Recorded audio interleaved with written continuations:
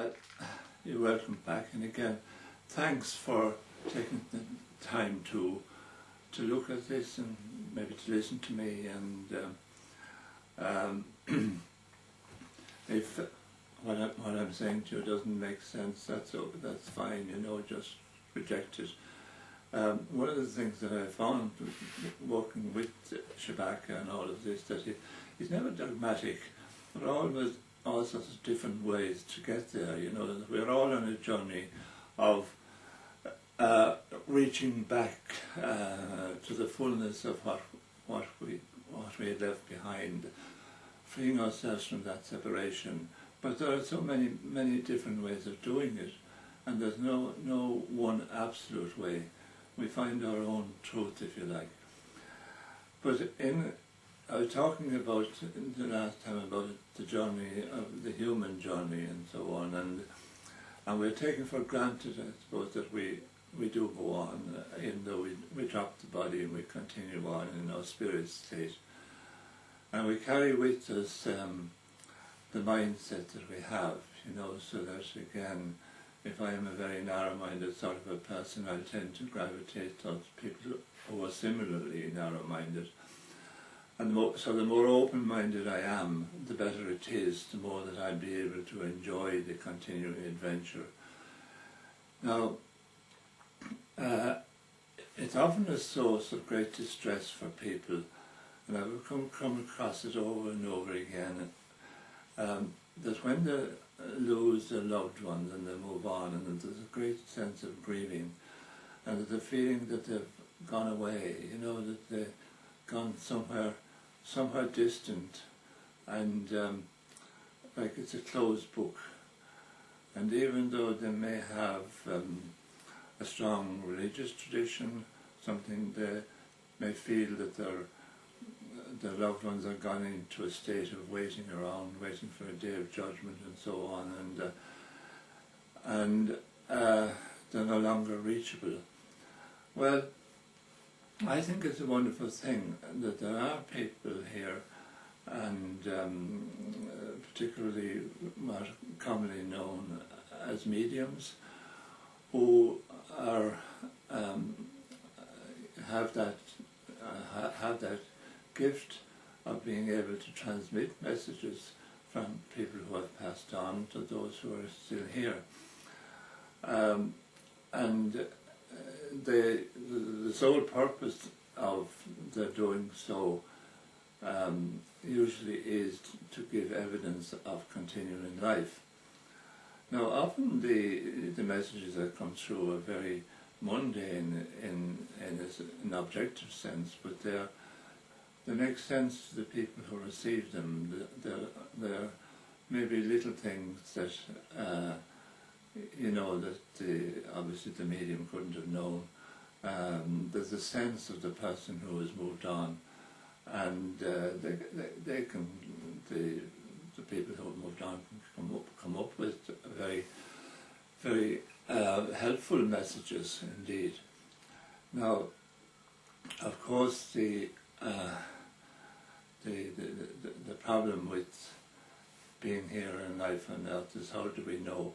How can we be sure that all this that this is so, you know, and how can we be sure that people pass on? And people often say, well, nobody ever comes back and tells me about it.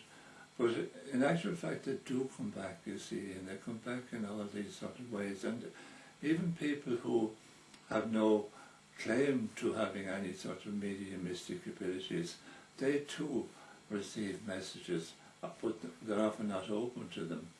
And this can be distressing for the people who have moved on, who like to feel that they can have a continuing contact with the people that they have left behind.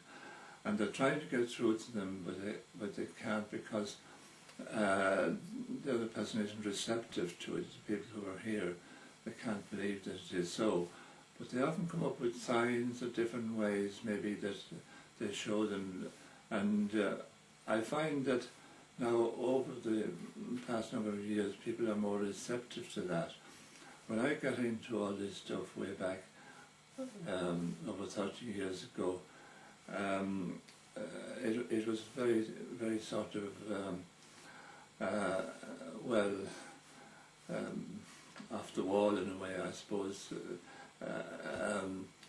People would have been very sceptical about it all, but a lot of that scepticism has been removed, and I find now that more and more people are open to things, open to the prospect of being able to remain in contact with their loved ones who have passed on. It can have its drawbacks in the sense that if somebody is continually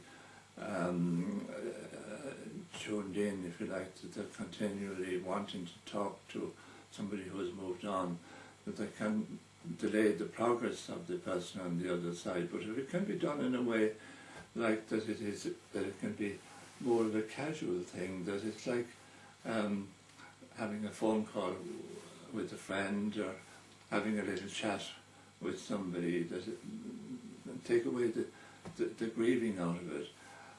I know again that there's always the pain of separation, of course, and one can't take away that, and there's a certain finality about it when people die, because the physical presence is removed, and there's no getting away from that. So there is that sorrow and there's that sadness of that separation. But if it can be seen that it is not a final separation, that the person who has moved on has just moved into another dimension, but they're still as loving as ever, but they're free from all the disabilities that they had when they had here, all the physical pain and suffering and so on, and they're more free to be able to be themselves, and indeed they're more free to be able to help those whom they have left behind. They can see in a broader way what's happening, and often they can come up with very helpful hints about how whatever is going on in the physical person's life. So the more that it becomes that sort of a joyful interchange more than a grieving one, then that can be so helpful on all sides. But it is I think, an awful thing that people have been for so long conditioned to the thing that their loved ones who have moved on, that they're gone away from them altogether, and there's no contact with them. And to know that that isn't so. And I'm in this. I'm not speaking from a point of view of belief as such. I'm speaking more from a point of view of knowing, because indeed I have had much proof of this over the years of people who have passed on and having had contact with them. And in many cases it has happened for people that I didn't know at all, and they have got messages too in that way. So that has been, for me, a lovely experience and a humbling experience, and I think it brings a wonderful comfort in the whole journey of life on earth, which is difficult enough as it is indeed, but if that sort of pain and the whole thing of that awful separateness can be removed from it, it can be a great help for people.